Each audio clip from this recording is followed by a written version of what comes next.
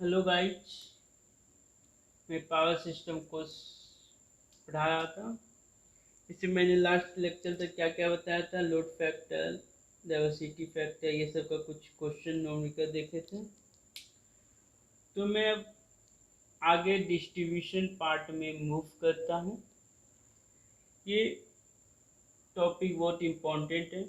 Gate, ESC, JEE सभी exam के लिए बहुत इम्पोर्टेंट है। तो पहला क्वेश्चन आता है कि इलेक्ट्रिकल सप्लाई सिस्टम कहते किसको। What is electrical supply system. तो क्या होता है, the generation, transmission and distribution system. Distribution system of electrical power is called electrical supply system. ठीक है। पहले भी होता है, तो जनरेशन में क्या होगा, जनरेट होगा, फिर ट्रांसमिट होगा, ट्रांसमिट होने के बाद क्या आएगा, डिस्ट्रीब्यूशन आएगा। ये जो सिस्टम है, इसी को जो ओवरऑल होता है उसी को हम क्या बोलते हैं, इलेक्ट्रिकल सप्लाई सिस्टम।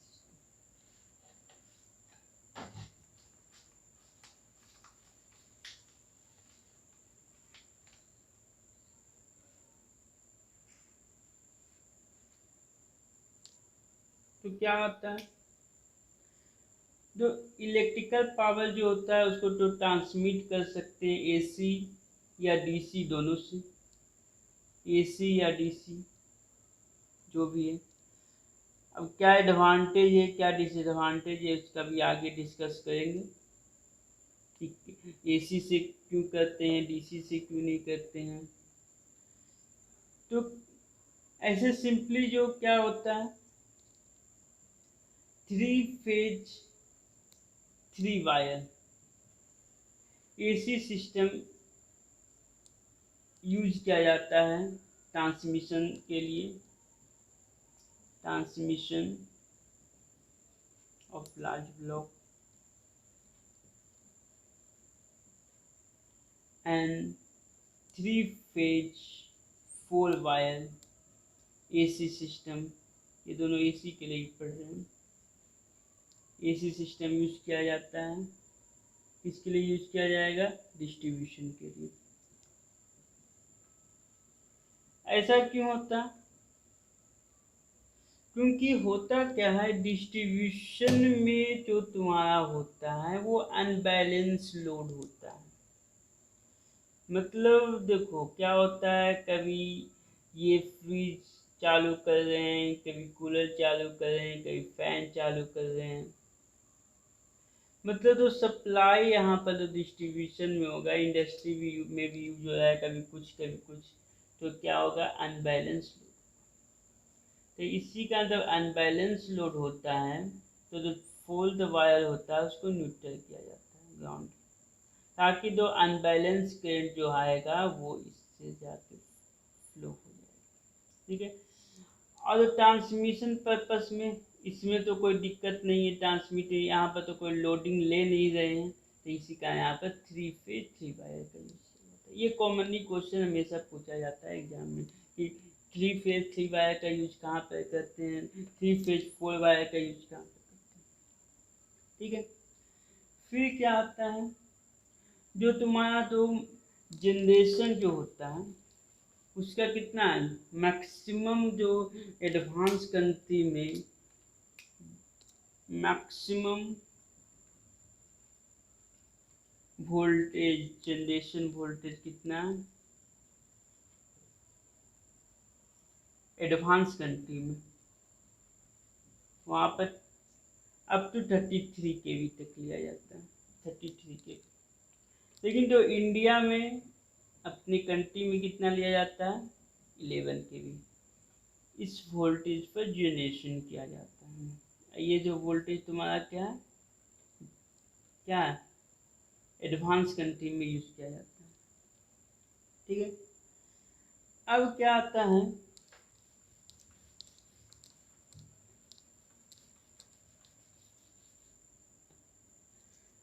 दो जो वोल्टेज जो ट्रांसमिट किया जाता है, जैसे कि जो 11 केवी पर तुम्हारा क्या हुआ, जनरेशन हुआ, फिर इसको ट्रांसफॉर्मर के हिस्से क्या किया जाता है, ट्रांसफॉर्मर लगाया जाता है। इस 11 केवी को कितने में चेंज किया जाता है, 220 टू 765 केवी। क्यों किया जाता है, क्योंकि लॉसेस बहुत कम होते हैं। वो कैसे होते हैं आगे मैं बताऊंगा। 220 केवी, 400 केवी, 765 केवी पर तुम्हारा क्या हुआ, ट्रांसमिशन। ठीक है, ये डिपेंड करता है कितने डिस्टेंस पे हम और कितने अमाउंट ऑफ पावर को ट्रांसमिट करते हैं, उतने वोल्टेज को हम चूज करेंगे कि 220 के भी चूज करना है या 400 के भी चूज करना है या 765 के भी चूज करना है। तो ये जो ट्रांसमिशन जो होता है इसको हम बोलते हैं प्राइमरी ट्रांसमिशन। प्राइमरी ट्रांसमिशन, तो प्राइमरी ट्रांसमिशन का वोल्टेज रेंज तुम्हारा कितना हो गया, 220 टू 765 केवी। ठीक है, अब फिर क्या होता है, 33 टू 132 केवी, इसको क्या बोलते हैं, सेकेंडरी ट्रांसमिशन। सेकेंडरी ट्रांसमिशन, तो क्वेश्चन ऐसे भी आता रहता है कि प्राइमरी ट्रांसमिशन का वोल्टेज रेंज कितना है, 220 to 765 kV, and secondary transmission का वोल्टेज कितना है, 33 टू 132। दूसरी प्रकार जो वोल्टेज जो तुम्हारा क्या आता है, डिस्ट्रीब्यूशन। तो डिस्ट्रीब्यूशन में भी तुम्हारा क्या होगा, एक तुम्हारा प्राइमरी डिस्ट्रीब्यूशन होगा, प्राइमरी डिस्ट्रीब्यूशन, और सेकेंड वन तुम्हारा क्या होगा, सेकेंडरी डिस्ट्रीब्यूशन। तो प्राइमरी डिस्ट्रीब्यूशन में तुम्हारा वोल्टेज रेंज कितना होता है, 3.3 केवी, 6.6 केवी या 11 केवी। ठीक है, और जो सेकेंडरी डिस्ट्रीब्यूशन के लिए यूज कितना करते हैं, 415 वाई टू 4, ये 415 वोल्ट, ये 3 फेज का वोल्टेज है, ये फॉर सिंगल फेज। ये देखो सेकेंडरी डिस्ट्रीब्यूशन में कौन कौन सा आ गया, डोमेस्टिक अप्लायंस आ गया, मतलब डोमेस्टिक के लिए हम ये इतने वोल्टेज को शेयर करेंगे। प्राइमरी में भी तुम्हारा लार्ज टाइप का इंडस्ट्री जो कि 11 के भी पर ऑपरेट करता है, वो तुम्हारा आ गया। ये तुम्हारा किसके बारे में हो गया, वोल्टेज रेंज। अब हम आगे आते हैं कि जो डिस्ट्रीब्यूशन सिस्टम होता है उसको भी क्या करते हैं, डिवाइड किया गया है। डिवाइड किया गया है,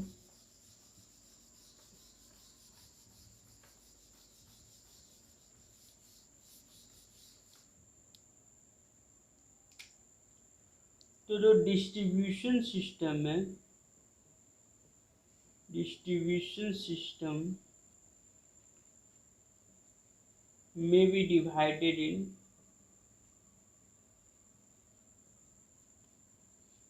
इनटू, कौन कौन सा डिवाइड किया गया है, तो एक तुम्हारा आता है फीडर,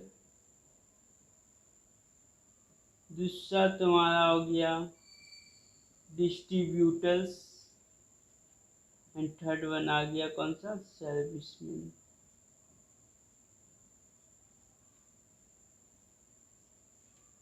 ये क्या है, तो होता क्या है, तो जैसा इसको एक फिगर से अच्छे से समझाते हैं।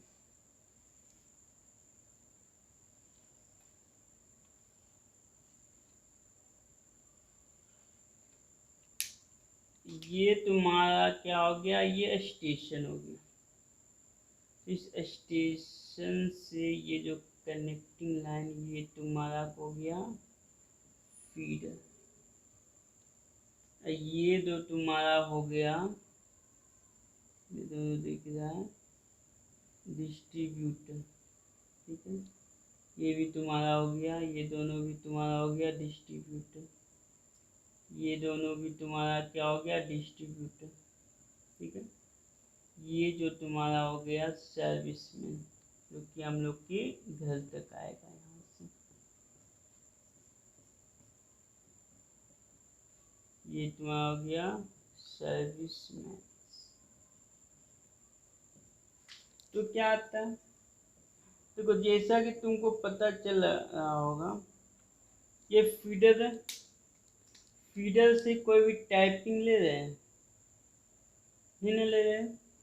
तो इसी कारण जो जो फीडर होता है, no tapping is taken to the consumer. इसी कारण इसका जो डिजाइन किया जाएगा तो करेंट बेसिस पर किया जाएगा, क्योंकि इसका जो कोई वोल्टेज ड्रॉप तो हो नहीं रहा। इसी कारण इसका जो डिजाइन किया जाता है करेंट कैरिंग कैपेसिटी के अनुसार फीडर का डिजाइन, ठीक है। दूसरा जो तुम्हारा होगा डिस्ट्रीब्यूटर। डिस्ट्रीब्यूशन में क्या हो रहा है, इसमें हम क्या कर रहे हैं, टाइपिंग ले रहे हैं ना, ये डिस्ट्रीब्यूटर है ना, इससे क्या है टाइपिंग। तो यहाँ पर का वोल्टेज कुछ और रहेगा, यहाँ पर से का वोल्टेज ज़्यादा चेंज हो जाएगा कुछ, मतलब हर जगह से वोल्टेज क्या हो रहा है चेंज हो रहा है। इसी कारण इसको जो डिजाइन किया जाता है on the basis of voltage drop. Third one कौन सा आता है, सर्विसमैन। सर्विसमैन क्या करेगा, ये तो कनेक्ट कर रहा है, सर्विसमैन कंज्यूमर को क्या कर रहा है कनेक्ट, ठीक है। एक चीज और क्या है, तो तुम्हारा जो वोल्टेज जो है कंज्यूमर टर्मिनल पर वो क्या होना चाहिए, वो शुड मेंटेन होना चाहिए ±6% of declared voltage. Declared voltage बोले तो रेटेड वोल्टेज। तो इससे ज़्यादा का वेरिएशन नहीं होना चाहिए। हम सर्विस को दे रहे हैं, कंज्यूमर को दे रहे हैं 240 वोल्ट पर, मतलब उसमें ±6% से ज़्यादा का वेरिएशन नहीं होना चाहिए। लेकिन वही जो ये तो तुम्हारा डिस्ट्रीब्यूशन लेवल पर हो गया, लेकिन ट्रांसमिशन लेवल का जो वोल्टेज है वो वैरी हो सकता है कितना से 10% या इवन कितना 15%। ये तुम्हारा ट्रांसमिशन का हो सकता है, ठीक है, कोई दिक्कत। अब जरा सा हम क्या समझ लेते हैं कि वोल्टेज का डिस्ट्रीब्यूशन होता कैसे, कैसे जनरेशन होता है, फिर जनरेशन के बाद तुम्हारा क्या कहाँ पर जाता है, स्टेप अप फिर स्टेप डाउन, ठीक है।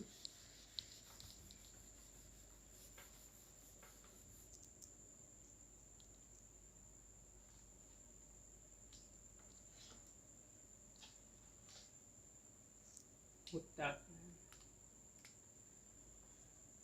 मान लेते हैं ये जनरेटिंग स्टेशन 1 है, एक जनरेटिंग स्टेशन कितना है 2 है। पहले भी तुमको क्या बताएं, तो जनरेशन कितने पर होगा 11 kV पर होगा, 11 kV पर जनरेशन हुआ। अब इसको 220 kV पर हम क्या करेंगे ट्रांसमिशन करेंगे, ठीक है। ट्रांसमिशन करें किए, यहाँ पर तुम्हारा एक ग्रिड आया, ठीक है, ग्रिड है। ये क्या किया, ये 220 kV को 33 kV में चेंज कर दिया। आइए कितने sub station distribution sub station को देगा, ये तुम्हारा क्या है, डिस्ट्रीब्यूशन सब स्टेशन। मान लेते डिस्ट्रीब्यूशन सब स्टेशन ए है, डिस्ट्रीब्यूशन सब स्टेशन बी है, ये डिस्ट्रीब्यूशन सब स्टेशन सी है, ये डिस्ट्रीब्यूशन सब स्टेशन।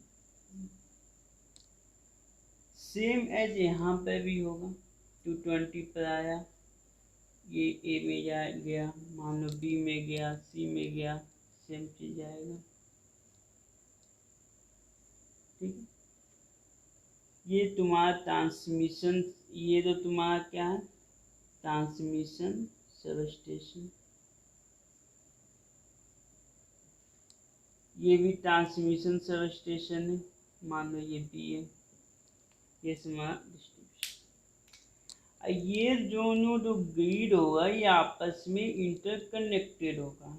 ऐसा क्यों होता है, ऐसा इसलिए हुआ कि मान लिया जाए यहाँ से सप्लाई कट हो जाए, तब यहाँ से ये सप्लाई देगा ना, अनइंटरप्टेड सप्लाई मिल जाएगा ना। नहीं तो पता चला इसमें कोई प्रॉब्लम आ गया तो इधर का सप्लाई चला जाएगा। ठीक है, अब ये जो 33 kV जो है यहाँ पर, ये जो किस में चेंज करेगा, 11 kV में। आइए डिस्ट्रीब्यूशन सर्किट 1 में दे दिया, मान लो लार्ज कंज्यूमर है, इंडस्ट्री पर्पस के लिए दे देगा। फिर 11 kV दूसरे को दे दिया। ठीक है, अब फिर यहाँ से तुम्हारा क्या आएगा, एक दूसरे सब स्टेशन आया। ठीक है, ये जो सब स्टेशन है वो कितने में चेंज करेगा, 415 वोल्ट या 240 वोल्ट में, जो कि हम लोग को देगा डोमेस्टिक यूजर के लिए, डोमेस्टिक यूजर।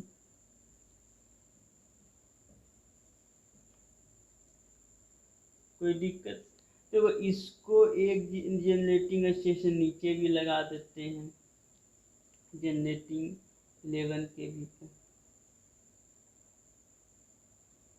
ताकि कोई भी, तो ये जो तुम्हारा है इसी को हम क्या बोलते हैं, प्राइमरी ट्रांसमिशन। ये भी तुम्हारा क्या हो गया, प्राइमरी ट्रांसमिशन। ये जो तुम्हारा हो गया क्या हो गया, सेकेंडरी ट्रांसमिशन। ये भी तुम्हारा हो गया सेकेंडरी ट्रांसमिशन। फिर ये जो तुम्हारा हो गया प्राइमरी डिस्ट्रीब्यूशन। ये जो तुम्हारा इधर वाला जो तुम्हारा हो गया सेकेंडरी डिस्ट्रीब्यूशन।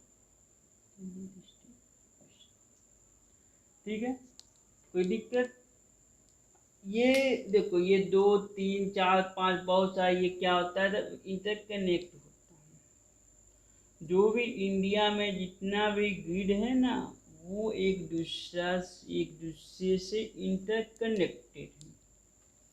ठीक है, फिर हम क्या करते हैं, अब क्वेश्चन आता है कि एसी ट्रांसमिशन भी कर सकते हैं और डीसी ट्रांसमिशन भी कर सकते हैं। मेरे पास तो दोनों ऑप्शन है, तो हम कौन सा चूज करेंगे, कौन सा बेटर होगा ये बताओ। देखो डीसी के केस में क्या होता है, एसी वर्सेस, अगर डीसी ट्रांसमिशन करते हैं तो हमको कितने कंडक्टर की जरूरत होता है, केवल ओनली 2 कंडक्टर का यूज किया।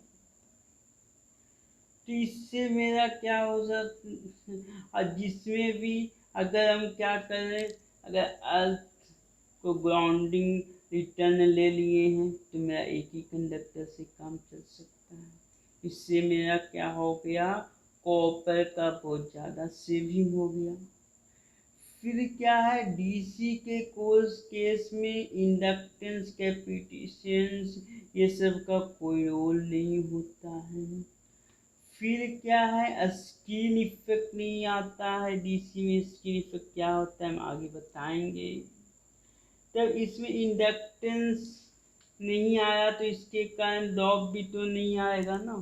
फिर ड्रॉप नहीं आएगा तब वोल्टेज ड्रॉप नहीं होगा, तो क्या होगा, वोल्टेज रेगुलेशन अच्छा होगा। फिर तुम्हारा क्या है, तो डीसी के केस में क्या होगा, और एसी के केस में, देखो एसी के केस में तो मैक्सिमम वोल्टेज हम क्या करते हैं, टू टाइम्स करते हैं ना VRMS का। लेकिन एसी डीसी के केस में ऐसा तो नहीं होता है, जिसके कारण क्या होगा, बैकिंग वोल्टेज कम होने के कारण लेस इंसुलेशन का जरूरत पड़ेगा। फिर डीसी के केस में क्या होता है, कोरोना लॉस। कोरोना लॉस क्या होता है वो आगे बताएंगे। कोरोना लॉस बहुत कम होता है। कोरोना लॉस कम होने के कारण रेडियो इंटरफेरेंस कम होता है। ठीक है, ये सब एडवांटेज है डीसी का। लेकिन डीसी में सबसे बड़ा प्रॉब्लम ये है कि डीसी में क्या होता है, हम step up step down voltage को नहीं कर सकते हैं। मतलब देखो, तुम पढ़े होगे जो ट्रांसफॉर्मर, जो कि किस पर ऑपरेट करेगा, ओनली एसी पर, ये डीसी पर ऑपरेट नहीं कर सकता। जब डीसी पर ऑपरेट नहीं कर सकता तो अब हमको दिक्कत हो गया कि अब हमको स्टेप अप करना है, स्टेप डाउन करना है, तो ये काम कैसे होगा। इस काम करने के लिए हमको क्या करना पड़ेगा, कन्वर्टर का यूज करना पड़ेगा, जो कि डीसी टू एसी में चेंज करे। तो ये दिक्कत आ जाता है। मेन दिक्कत होता है वोल्टेज कंट्रोल हम डीसी के केस में नहीं कर सकते हैं। यहीं पर क्या, जो कि सबसे बड़ा डिसएडवांटेज है डीसी के केस में। इसी का डीसी का use only for transmission purpose के लिए किया जाता है। वो के कहाँ पर, EHV, अल्ट्रा हाई वोल्टेज जब होगा उस समय तुम्हारा इसका डीसी का यूज किया जाएगा। वो HVDC लिंक जिसे कि बोलते हैं। आगे हम पढ़ाएंगे कि HVDC क्या होता है, कैसे इसमें वोल्टेज का हम ट्रांसमिशन करेंगे। ठीक है, फिर हम